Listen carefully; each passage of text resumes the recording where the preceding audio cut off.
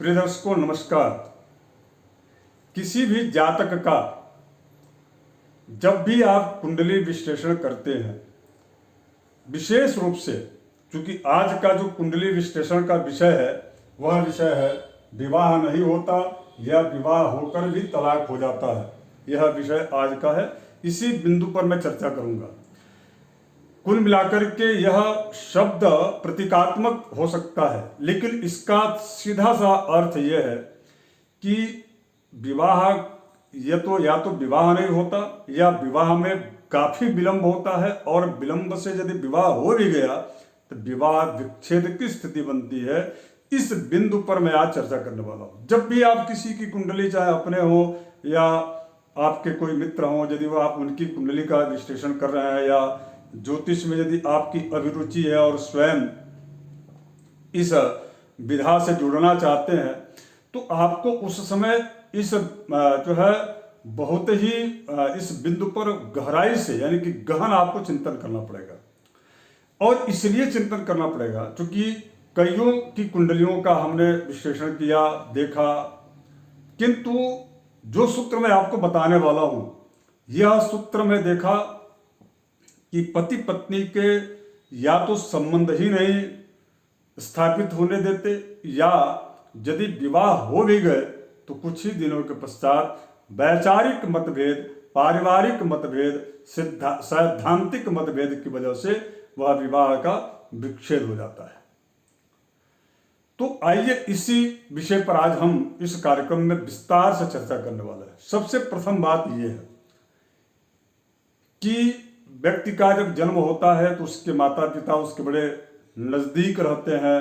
मातृ देवो भवः, पितृ देवो भवः ऐसा कहा गया, किंतु इसके पश्चात का एक नया जीवन प्रारंभ होता है, और वो होता है विवाह के बाद। विवाह के बाद उस व्यक्ति का जो एक जीने की इच्छा है निश्चित रूप से वह बढ़ जाती है। यदि विवाह का निर्णय गलत हो जाए, स्त्री की कुंडली हो या पुरुष की कुंडली हो, तो उसके पश्चात जो है नतीजतन उस व्यक्ति की आयु उसी समय घट जाती है। मैं बात कर रहा हूं दाम्पत्य जीवन का। देखिए, दाम्पत्य जीवन विशेष करके पति पत्नी के बीच में जो बिलगाव होता है, बिखराव होता है, डाइवोर्स हो जाता है, इसके अतिरिक्त जो है कई प्रकार की ऐसी दिक्कतें आती हैं जो कि विवाह के बाद नहीं भी यदि तलाक हुआ तो वह दुनिया बनी रहती है। यानी कि दोनों में कभी भी पति पत्नी के मध्य जो है ऐक्य मत या एक स्थान पर रहने की स्थिति नहीं निर्मित हो पाती है, कुछ न कुछ दिक्कतें बनी रहती हैं। तो आइए आज उसी बिंदु पर चर्चा करते हैं कि ऐसा क्यों होता है। सबसे प्रथम चीज मैं आपको इसके लिए 7 सूत्र हमने बताया है। आप इस 7 सूत्र को समझ लीजिए। पहला सूत्र है, जब भी किसी की कुंडली में यदि शुक्र या मंगल इस सप्तम भाव में एक साथ स्थित हो, या शुक्र या मंगल इन दोनों की जो है कहीं ना कहीं से परस्पर में इस सप्तम भाव पर दृष्टि हो, तो इस प्रकार की स्थिति समझ लेना चाहिए। अर्थात शुक्र जो होते हैं वह भोग विलासिता के परिचायक तो हैं, किंतु मंगल की वजह से वैचारिक मतभेद या पारिवारिक मतभेद देकर के उस दोनों दंपति को अलग थलग कर देते हैं। ये हो गया।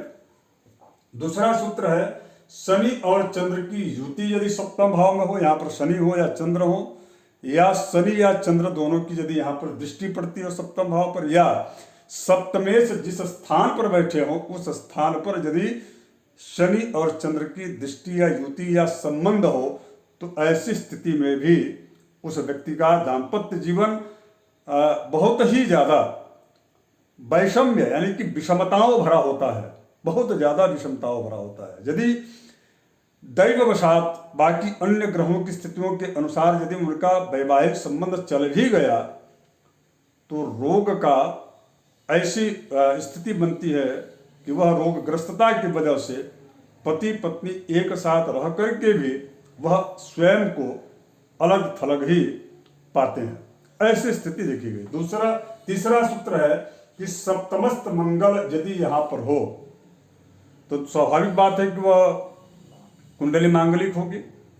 और उस मंगल पर यदि कहीं से भी शनि की दृष्टि हो तो भी सप्तम भाव पर यदि दृष्टि आ रही है जो है, चाहे वह तीसरी दृष्टि हो या सातवीं दृष्टि हो या 10वीं दृष्टि हो, यदि पूर्ण दृष्टि पड़ रही है सप्तम भाव पर तो भी उस व्यक्ति के जीवन में शनि और मंगल परस्पर की दृष्टि संबंध की वजह से विस्फोटक स्थिति उत्पन्न करके और वैवाहिक जो है या तो विवाह में विलंब देते हैं या विवाह ही नहीं होने देते, या यदि विवाह हो भी गया तो ऐसे लोगों का दाम्पत्य जीवन बहुत जल्द ही टूट जाता है।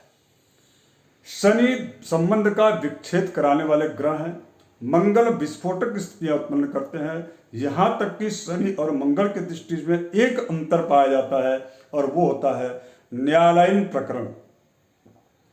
अच्छा, केवल मात्र यह सप्तम भाव विवाह से संबंधित नहीं है। अगर यदि आप ऐसी स्थिति में पार्टनरशिप में कोई, चूंकि यह व्यापार का भी भाव है, बिजनेस व्यापार भी आप यदि करते हैं तो उसमें भी इस प्रकार की परिस्थितियां देखी जाती हैं। और इसके अतिरिक्त यह जो है, जो पांचवा है वह सप्तमेश 12वें भाव में स्थित हो। यदि यह सप्तम भाव का स्वामी यदि सप्तमेश, यानी कि आप सभी निकाल लेंगे, चूंकि मैं पूर्व के कार्यक्रम में बता चुका हूं, इसके लिए बाकी हमारे ढेर सारे कार्यक्रम में आप देख सकते हैं कि आपको सप्तमेश कौन है उसको कैसे आप निकालेंगे।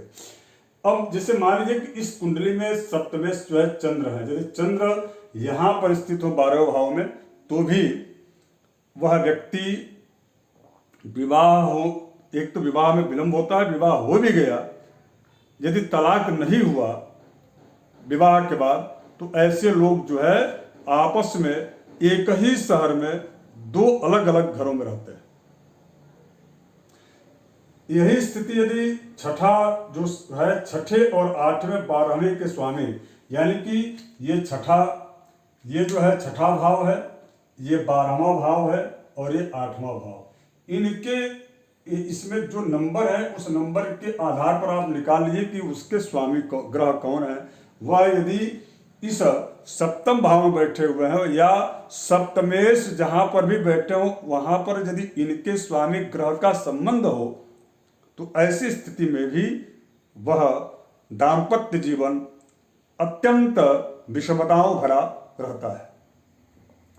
और यदि षष्ठेश है तो विवाद की स्थितियां बनती है, अष्टमेश है तो रोग की वृद्धि होती है, और इसके अतिरिक्त स्वजातीय और परजातीय के आधार पर भी वहां पर जो है देखा गया कि विवाद की स्थितियां उत्पन्न होती हैं, जिसकी वजह से आगे चल करके कौटुंबिक जो है, चूंकि ये अष्टमेश होकर के यदि यहाँ बैठे हैं तो कुटुंब जो ये भाव है वह अन्य जो है समाज की जो है सामाजिक विवाह करा करके परंपराओं से अलग हट करके वह व्यक्ति विवाह करता है और उसके पश्चात उसके विवाह में विच्छेद 100% देखा गया है।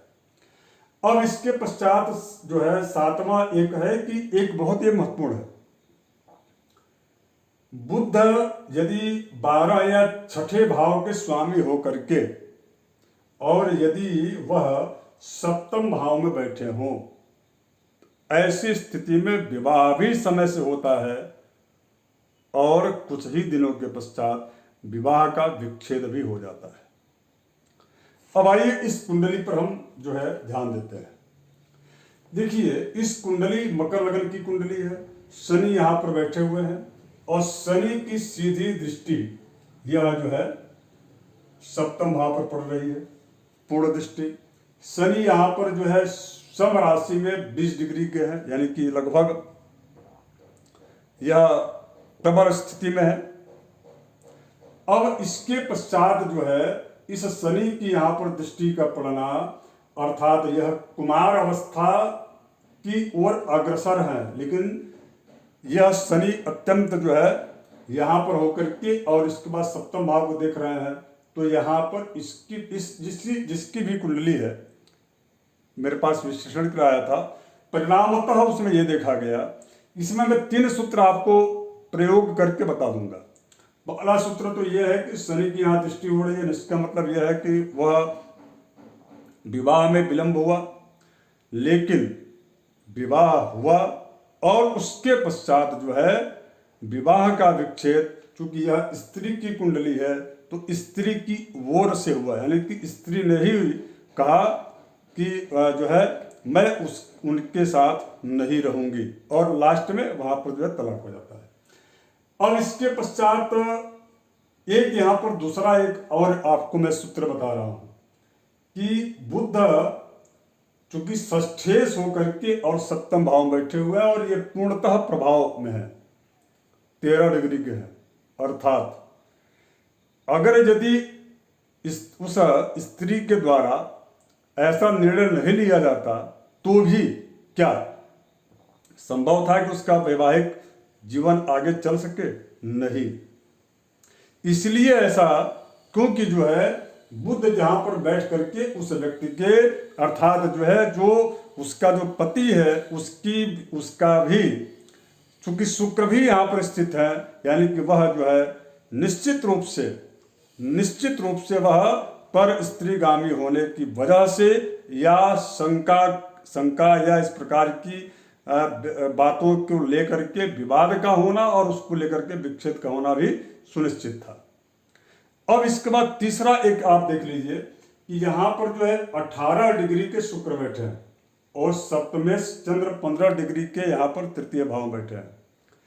शनि की दृष्टि सप्तमेश पर भी है, अर्थात घरेलू, चूंकि मूल त्रिकोण की राशि यहाँ कुटुंब के स्थान पर है, घर दोनों तरफ दोनों पक्ष के बड़े अनुभवी और अच्छे लोग थे, बावजूद काउंसलर भी अच्छे निश्चित रूप से होंगे। मैंने स्वयं भी हस्तक्षेप किया कि आप दोनों का संबंध जो है चिरायु बना रहे, किंतु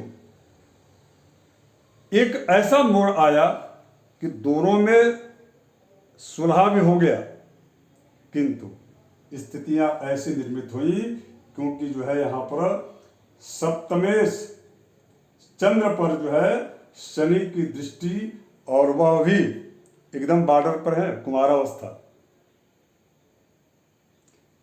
शनि की यहां पर दृष्टि पड़ी तृतीय भाव पर, और आप ये देख लीजिए कि इसके स्वामी कौन है। तृतीयेश जो है तृतीयेश होकर के बृहस्पति मृत अवस्था में अष्टम स्थान में 24 डिग्री को बैठे हुए, और यहां पर जो है बिल्कुल बाल अवस्था में यहां पर सूर्य बैठे हैं। लग्नेश शनि लग्नस्थ होकर के और पूरे प्रभाव में है, अर्थात छोटे से एक जो है पुनः सारा चीज हो जाने के पश्चात लेकिन छोटी सी एक घटना होती है और पुनः उन दोनों का बिखराव और बिलगाव हो जाता है, और उसके पश्चात फिर इसके बाद जो है विवाह का योग उसका अब तक नहीं बन पाया। और यदि इस प्रकार की स्थितियां कुंडली में निश्चित रूप से आप किसी के भी सप्तमेश चंद्र पर यदि शनि की दृष्टि हो या शनि की दृष्टि यदि सप्तम भाव पर पूर्ण दृष्टि में हो, शुक्र यदि प्रबल होकर के 18 डिग्री के यहाँ पर बैठे और शनि से यदि वह पीड़ित हैं, मैं पीड़ित शब्द का प्रयोग कर रहा हूँ इसलिए क्योंकि दृष्टि शनि की पड़ रही है। इसके अतिरिक्त इनका जो जन्म है वह कृष्ण पक्ष की चतुर्दशी तिथि चतुर्थी तिथि का है। इसका मतलब चंद्र भी कोई बहुत ज्यादा ऐसा नहीं कि वह मैनेज कर ले, यानी कि बिलगाव होना सुनिश्चित था। ऐसी स्थिति यदि होती है तो उपाय क्या है? देखिए, अगर यदि ऐसी स्थिति किसी की भी कुंडली में होती है तो उपाय हमने यहाँ पर लिखा। उपाय यह है कि आप जो है, चूंकि जब भी ऐसा शनि से संबंधित यदि विच्छेद का, पहले आप ये तय कर लीजिए कि किस ग्रह की वजह से या किन किन ग्रहों की, एक से अधिक भी हो सकते हैं। जैसे इस कुंडली में 3 ग्रह प्रभावशाली हो गए विवाह विच्छेद करने में। पहला सबसे पहला जो ग्रह है वह शनि है, और दूसरा बुध, और तीसरा जो ग्रह है वो चंद्र है।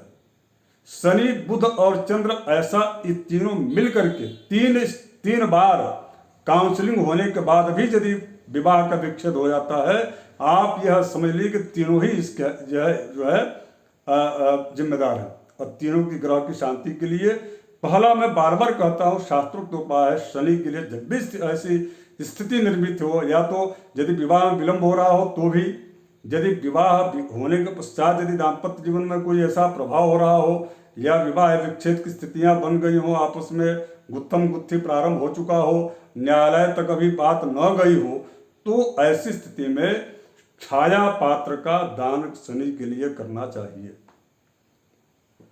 इसके साथ साथ में दूसरा, यदि शुक्र से यदि बुध से संबंधित स्थितियां निर्मित हो रही हैं, तो ऐसे लोगों को अपने वजन का जितना आपके शरीर का वजन है उतना जो है कम से कम चारा गौशाला में अपने हाथ से हरा चारा खरीद करके और उसको जो है खिलाना चाहिए। यदि चंद्र इसमें पाप स्थिति में है, पाप भाव में बैठ करके उन पर पापक ग्रह शनि की दृष्टि तृतीय भाव में यदि पड़ रही है, और तृतीयेश गुरु यदि अष्टम स्थान में है, इसका मतलब कि विशेष करके यदि स्त्री की कुंडली में ऐसी स्थिति बन रही है, इसका मतलब गुरु मृत अवस्था में हो गए, और गुरु स्त्री की कुंडली के लिए विवाह का या पति का अत्यधिक जो है कारकत्व लिए हुए रहते हैं, जबकि पुरुष की कुंडली में शुक्र का होता है प्रभाव अधिक जो है स्त्री सुख को देने में। इन दोनों ग्रहों को की स्थितियां यदि आपकी विपरीत हो रही हो, तो ऐसी स्थिति में चंद्र के लिए, चंद्र चूंकि अमृत का प्रेम संबंधों का कारक जो है ग्रह होते हैं, तो चंद्र की शांति और बृहस्पति के मंत्रों का जाप करा लीजिए। चूंकि मृत अवस्था मतलब ग्रह मर नहीं जाते हैं, और इस पर मैं विस्तार से पहले चर्चा कर चुका हूं। मैं क्या कहना चाह रहा हूं, जो हमारे पुराने दर्शक को समझ रहे होंगे। तो कुल मिलाकर के ऐसी स्थिति में चंद्र ग्रह अर्थात जो है चंद्र से संबंधित, जैसे मान लीजिए चावल हो गया खाने का, सादा चावल, आप अपने वजन के जो है तौल करके और उतना चावल किसी गरीब के यहाँ आप उसको दे दीजिए। बना करके मत दीजिए, भंडारा नहीं, केवल उसको चावल आप जो है दान कर दीजिए। मोती दान कर दीजिए, शंख दान कीजिए, दही दान कीजिए, शुक्र भी उसमें निश्चित रूप से लाभ देंगे। तो इस प्रकार का यदि आप कार्य करते हैं, तो मुझे ऐसा लगता है कि लगातार कुछ दिनों तक यदि किया जाए, तो कि शार्ट कट में कोई जो है लाभ नहीं मिलने वाला, कुछ दिनों तक यदि किया जाए, उसके पश्चात वैचारिक रूप से अपने आप को यदि समृद्ध बनाया जाए, तो इस प्रकार के ग्रहों की अशुभता से टूटने वाला दाम्पत्य जीवन निश्चित रूप से बच सकता है। धन्यवाद। आज मित्रों इतना ही। यदि आप नए दर्शक होंगे तो आप सब्सक्राइब जरूर कर लीजिएगा।